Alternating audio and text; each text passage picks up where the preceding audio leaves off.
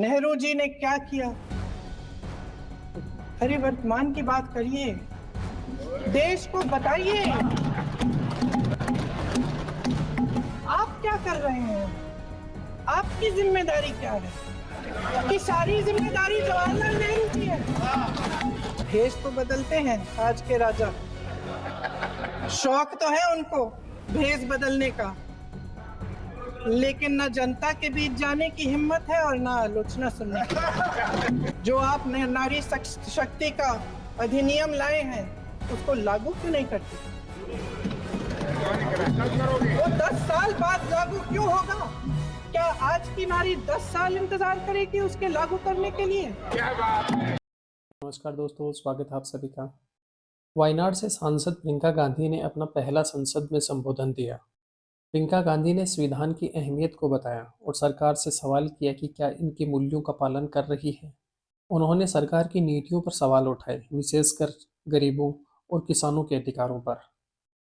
प्रियंका ने महिला आरक्षण बिल की तत्कालीन आवश्यकता पर जोर दिया, जो इनकी महिला सशक्तिकरण के प्रति प्रतिबद्धता दिखाता है।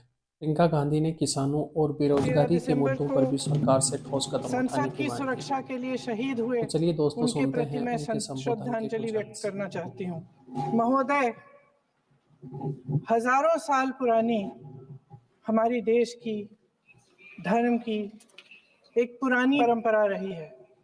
ये परंपरा संवाद, चर्चा की रही है।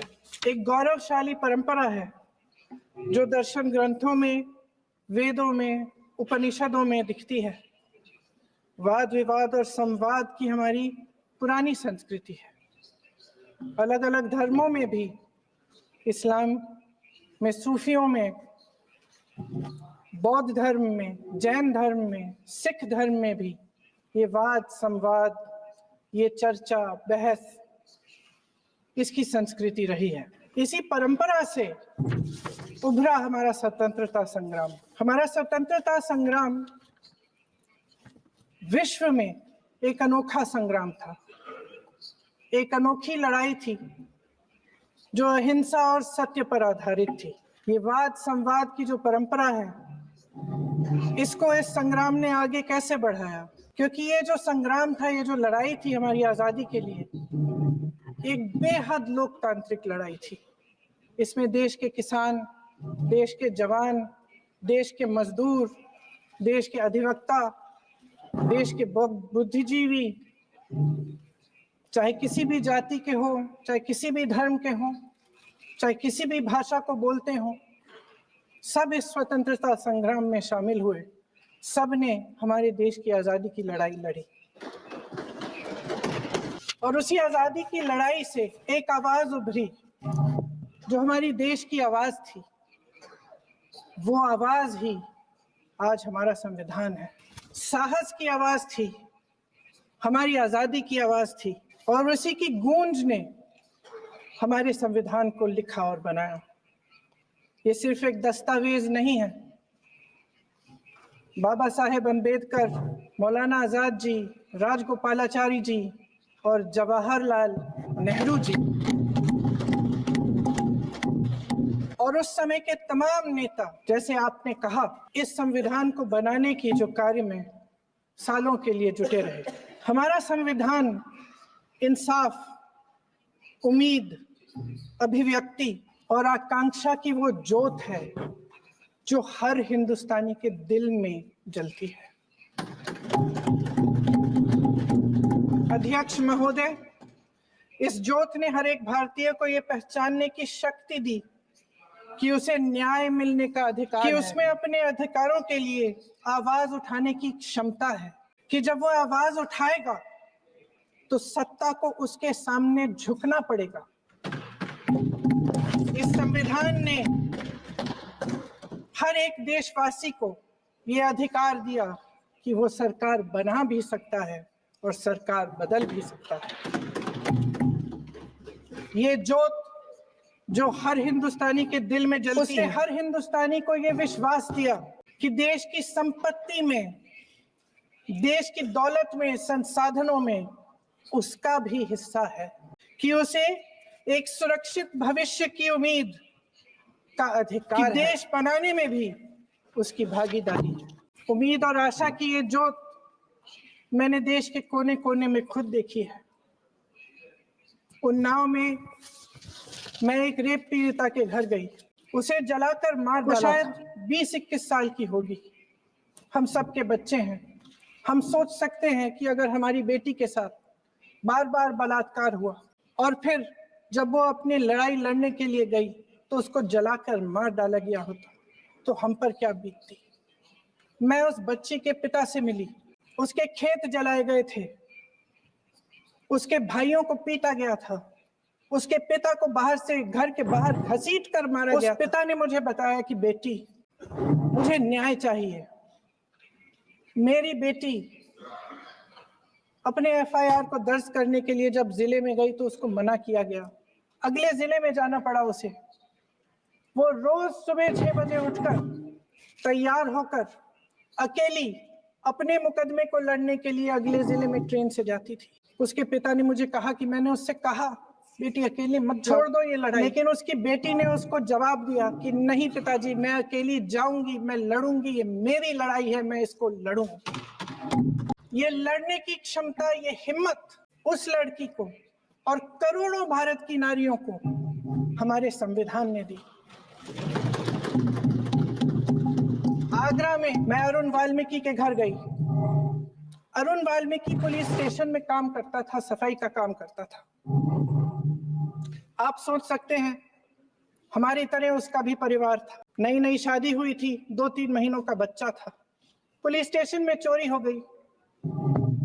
चोरी का इल्जाम उस पर लगाया गया। उसके पूरे परिवार को उठाकर पुलिस स्टेशन में ले गए। फंस रहे हैं, लेकिन ये गंभीर बात है। और क्या गंभीर बात है? अरुण वाल्मीकि को पीट पीट के मार डाला। उसकी बीवी को पीटा, उसके पिता के नाखून निकाले, उसके पूरे परिवार को पीटा गया। जब मैं उस जवान महिला से मिलने गई जो अभी अभी विधवा हुई थी, तो उसने मुझे कहा, दीदी हमें सिर्फ एक चीज चाहिए, हमें न्याय चाहिए और हम इस न्याय के लिए लड़ते रहेंगे चाहे कुछ भी हो जाए। ये हिम्मत उस महिला को हमारे संविधान ने दी। संभल के कुछ लोग आए थे हमसे मिलने जो मृतकों के परिवार के सदस्य थे। उसमें 2 बच्चे थे, अदनान और उजैर। एक बच्चा मेरे बच्चे की उम्र का है, दूसरा उससे छोटा 17 साल का है। दर्जी के बेटे थे। दर्जी का एक ही सपना था कि वो अपने बेटों को पढ़ाएगा लिखाएगा, एक बेटा डॉक्टर बनेगा, दूसरा बेटा भी अपने जीवन में सफल होगा। उनके पिताजी हर रोज उनको स्कूल छोड़ते थे। उस दिन भी स्कूल छोड़ने के बाद अपनी दुकान में चले गए।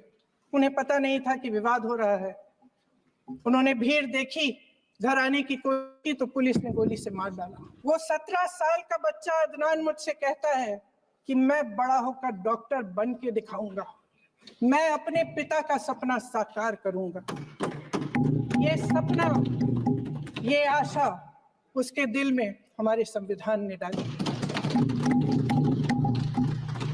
अध्यक्ष महोदय, हमारे देश के करोड़ों देशवासियों के संघर्ष में, अपने अधिकारों की पहचान में, इनकी कठिन से कठिन परिस्थितियों से लड़ने की अपार हिम्मत में और देश से न्याय की अपेक्षा में हमारे संविधान की ज्योत जल रही है। मैंने हमारे संविधान की ज्योत को जलते हुए देखा है और इसके साथ साथ ये भी समझा है कि हमारा संविधान एक सुरक्षा कवच है। एक ऐसा सुरक्षा कवच है जो देशवासियों को सुरक्षित रखता है, न्याय का कवच है, एकता का कवच है और अभिव्यक्ति की आजादी का कवच है। दुख की बात यह है कि मेरे सत्ता पक्ष के साथी जो बहुत बड़ी बड़ी बातें करते हैं, इन्होंने इन 10 सालों में ये सुरक्षा कवच, सत्ता पक्ष के मेरे साथियों ने ये सुरक्षा कवच तोड़ने का पूरा प्रयास किया है। संविधान में सामाजिक, आर्थिक और राजनीतिक न्याय का वादा है। ये वादा एक सुरक्षा कवच है जिसको तोड़ने का काम शुरू हो चुका है। लैटरल एंट्री और निजीकरण के जरिए ये सरकार आरक्षण को कमजोर करने का काम कर रही है। अगर लोकसभा में ये नतीजे नहीं आए होते तो ये संविधान बदलने का काम भी शुरू कर लेते हैं। सच्चाई ये है अध्यक्ष महोदय कि आज संविधान बार बार इसलिए कह रहे हैं क्योंकि इस चुनाव में इनको पता चल गया कि इस देश की जनता ही इस संविधान को सुरक्षित रखेगी, कि इस चुनाव में हारते जीतने से इन्हें एहसास हुआ कि ये संविधान बदलने की बात इस देश में नहीं चलेगी। आज जनता की मांग है कि जाति जनगणना हो। सत्ता पक्ष के मेरे साथी ने इसका जिक्र किया। ये जिक्र भी आज इसलिए हो रहा है क्योंकि चुनाव में ये नतीजे आए। ये जाति जनगणना इसलिए जरूरी है ताकि हमें पता चले कि किसकी क्या स्थिति है और नीतियां उस हिसाब से बने। इनकी गंभीरता का प्रमाण ये है कि जब चुनाव में पूरे विपक्ष ने जोरदार आवाज उठाई कि ये जाति जनगणना होनी चाहिए, तो इनका जवाब देखिए। इनका जवाब भैंस भाग भैंस चुरा लेंगे, मंगलसूत्र चुरा लेंगे, इनका ये जवाब था। ये गंभीरता है इनकी जाति जनगणना पर। महोदय, हमारे संविधान ने आर्थिक न्याय की नींव डाली, किसानों गरीबों को जमीन बांटी, भूमि सुधार किया, जिसका नाम लेने से कभी कभी आप झिझकते हैं और कभी कभी उनका नाम धड़ाधड़ इस्तेमाल किया जाता है अपने आप को बचाने के लिए। उन्होंने HAL, BHEL, SAL, GAIL, ONGC, NTPC, railways, IIT, IIM, oil refineries, तमाम PSU बनाए। अध्यक्ष महोदय, उनका नाम पुस्तकों से मिटाया जा सकता है, उनका नाम भाषणों से मिटाया जा सकता है, लेकिन जो उनकी भूमिका रही इस देश की आजादी के लिए और इस देश के निर्माण के लिए, वो इस देश में से कभी मिटाया नहीं जा सकता। 75 सालों में जनता का भरोसा रहा कि नीतियां बनेंगी तो जनता की भलाई के लिए बनेंगी। जल जंगल जमीन का अधिकार मिला आदिवासी भाई बहनों को। इंदिरा जी ने बैंकों का राष्ट्रीयकरण करवाया, खदानों का राष्ट्रीयकरण कराया। कांग्रेस और यूपीए की सरकारों में शिक्षा का, भोजन का अधिकार मिला।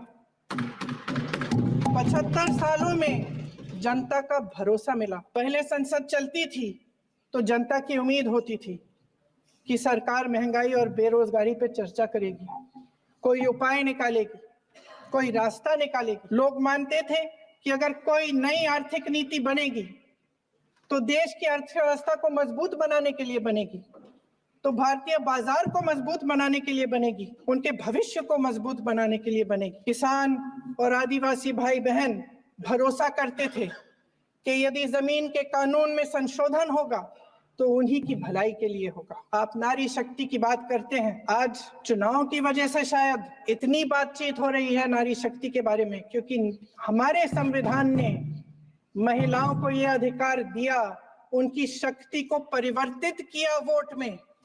और आज आपको पहचानना पड़ रहा है कि महिलाओं के बिना, कि नारी शक्ति के बिना ये सरकारें नहीं बन सकती हैं।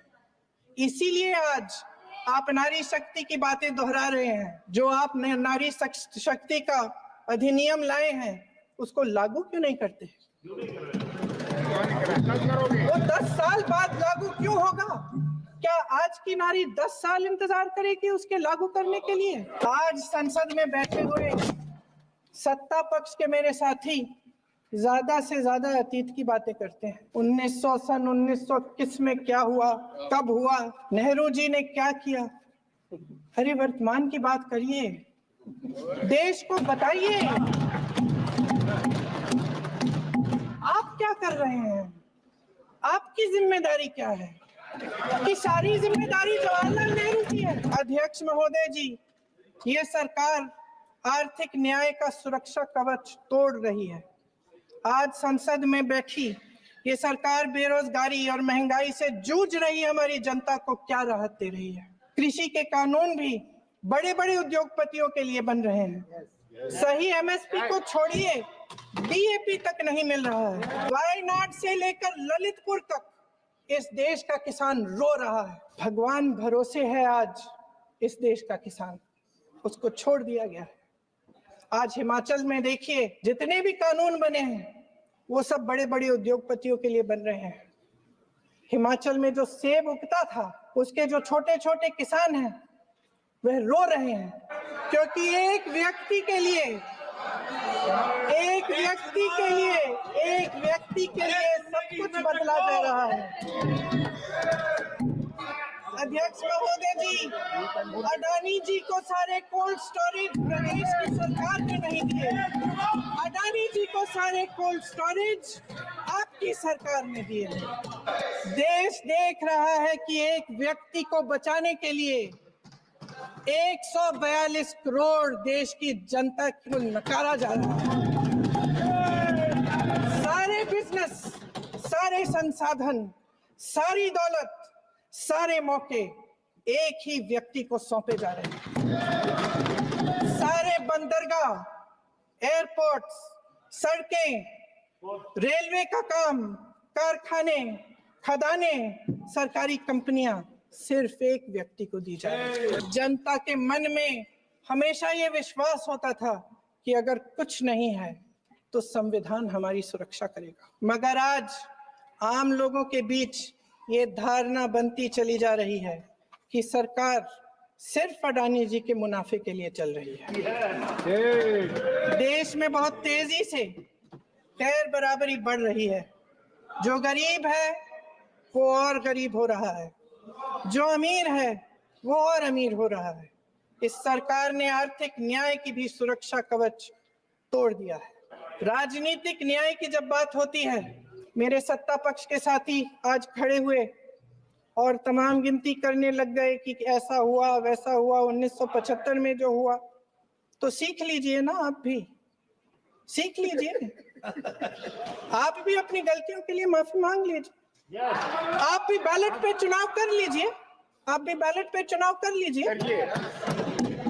दूध का दूध, पानी का पानी हो जाएगा। आप राजनीतिक न्याय की बात करते हैं, सरकारों को पैसों के बल पर गिरा देते हैं। अध्यक्ष महोदय, सत्ता पक्ष के हमारे साथी ने एक उदाहरण दिया उत्तर प्रदेश की सरकार का, तो मैं भी एक उदाहरण दे देती हूँ महाराष्ट्र की सरकार का।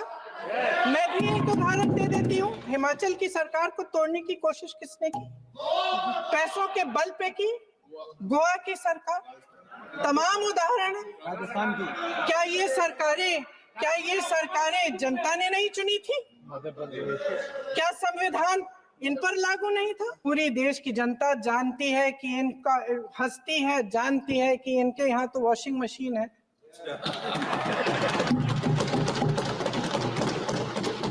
तो यहाँ से वहां जाता है वो धुल जाता है। इस तरफ दाग, उस तरफ स्वच्छता। और मेरे कई ऐसे साथी हैं जो इस तरफ होते थे उस तरफ चले गए, मुझे दिख भी रहे हैं, वॉशिंग मशीन में शायद धुल गए हैं। अध्यक्ष महोदय, जहां भाईचारा और अपनापन होता था, जहां हमारे संविधान ने एकता का सुरक्षा कवच दिया था, वहां शक और घृणा के बीज बोए जा रहे हैं। एकता का सुरक्षा कवच तोड़ा जा रहा है। प्रधानमंत्री जी यहाँ सदन में संविधान की किताब को यूं माथे से लगाते हैं, लेकिन संभल में, हाथरस में, मणिपुर में जब न्याय की गुहार आती है, उठती है, तो उनके माथे पे शिकन तक नहीं आता। शायद समझ नहीं पाए हैं कि भारत का संविधान संघ का विधान नहीं है।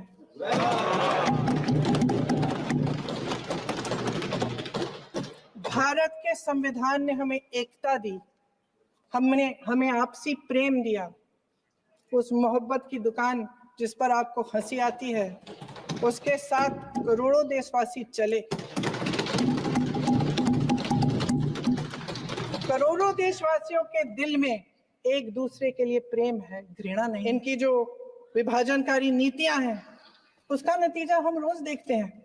राजनीतिक फायदे के लिए संविधान को छोड़िए, देश की एकता को भी ये रख नहीं सकते, इसकी सुरक्षा नहीं कर सकते। हमने संभल में देखा, मणिपुर में देखा। दरअसल इनका कहना है कि अलग अलग इस देश के अलग अलग हिस्से, लेकिन हमारा संविधान कहता है कि ये देश एक है और ये देश एक रहेगा। जहां खुला विवाद होता था, अभिव्यक्ति का सुरक्षा कवच होता था, इन्होंने भय का माहौल पैदा किया। सत्ता पक्ष के मेरे साथी अक्सर 75 सालों की बात करते हैं, लेकिन इन 75 सालों में ये उम्मीद, आशा, ये अभिव्यक्ति की ज्योति कभी थमी नहीं, कभी बुझी नहीं। इस देश की जनता ने खुलकर आलोचना की, निडर होकर धरने किए, प्रदर्शन किए। जब जब जनता नाराज हुई, तब तब सत्ता को ललकारा, उसे चेतावनी दी, बड़े से बड़े नेताओं को कटघरे में खड़ा किया, उनसे जवाब मांगा, न्याय मांगा। इस देश के छोटे छोटे से नुक्कड़ की दुकानों में, चाय की दुकानों में, इस देश के घरों में, गलियों में, मोहल्लों में, अखबारों में, प्रकाशन घरों में, न्यायपालिकाओं में चर्चा कभी बंद नहीं हुई। लेकिन आज ये माहौल नहीं है। आज जनता को सच बोलने से डराया जाता है, धमकाया जाता है।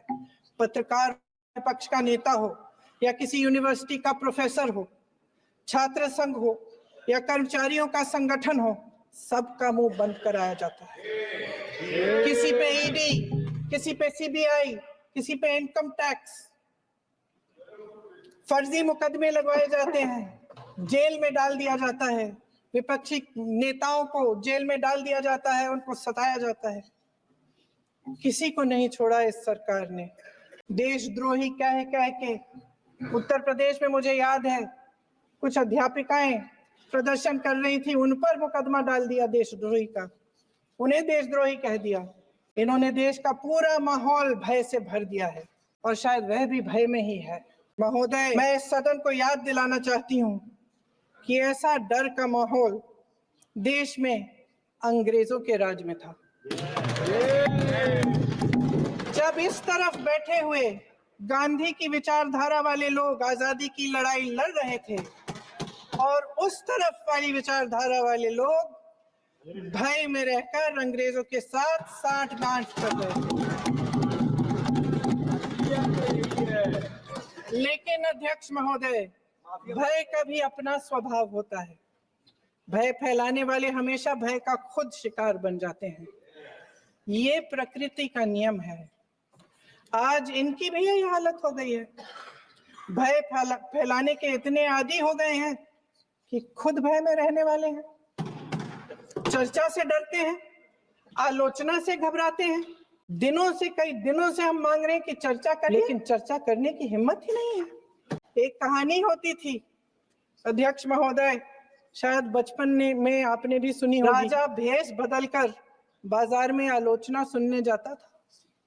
ये सुनने जाता था कि प्रजा मेरे बारे में क्या कह रही है, मैं सही रास्ते पे चल रहा हूँ कि नहीं।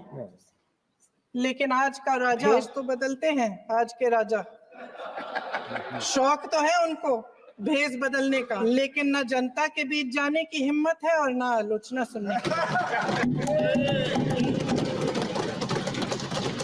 महोदय, मैं तो सदन में नहीं हूँ। महोदय, जनता में बहुत विवेक है, ये मैं सदन में नहीं हूँ, मात्र 15 दिनों से आ रही हूँ। लेकिन मुझे ताज्जुब होता है कि इन 15 दिनों में इतनी बड़े बड़े इश्यूज हैं, इतनी बड़ी बड़ी बातें हैं, प्रधानमंत्री जी मात्र एक दिन के लिए, शायद 10 मिनट के लिए दिखे हैं सब। बात यह है अध्यक्ष महोदय जी, ये देश भय से नहीं, साहस और संघर्ष से बना है। इसको बनाने वाले देश के किसान, जवान, देश के करोड़ों मजदूर और गरीब जनता। संविधान इनको साहस देता है। मेहनती मिडिल क्लास है और इस देश के जो करोड़ों देशवासी हैं, जो रोजाना भयंकर परिस्थितियों का सामना करते हैं, उनको साहस देता है। वायनाड में जो आपदा आई, उसमें एक छोटा लड़का था 17 साल का। 6 घंटों के लिए उसने अपनी माँ को बचाने की कोशिश की। 6 घंटों के लिए आप सोच सकते हैं कि अगर नदी की धारा बह रही है नाराज है। आप अपनी माँ को पकड़े हो, 6 घंटों के लिए पकड़े रखते हो कि मेरी माँ बच जाएगी, और अंत में वो माँ भी बह जाती है। उस लड़के का साहस, उन महिलाओं का साहस जो पीड़ित हैं लेकिन फिर भी अपनी लड़ाई लड़ रहे हैं। यह भाषण प्रियंका गांधी को एक प्रभावशाली और संघर्षशील नेता के रूप में क्या सामने ला पाएगा? अपनी राय हमें कमेंट्स में ज़रूर बताएं।